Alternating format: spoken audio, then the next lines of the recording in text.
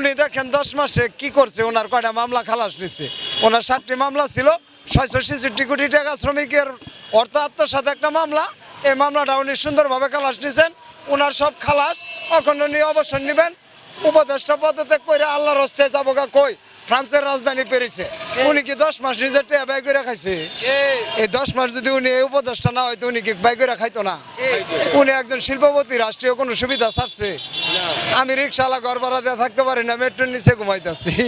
এই কথা কি উনি দেখবে? এগুলো আমাদেরকে কিস্তি দিয়ে একটা ব্যবস্থা করে দিচ্ছে যে ওনারা ব্যাংকের ঋণ নিচ্ছে 50 বছরে দিব, আমাকে কিস্তি দিছে সপ্তাহে 7 দিন পরে পরে দিব।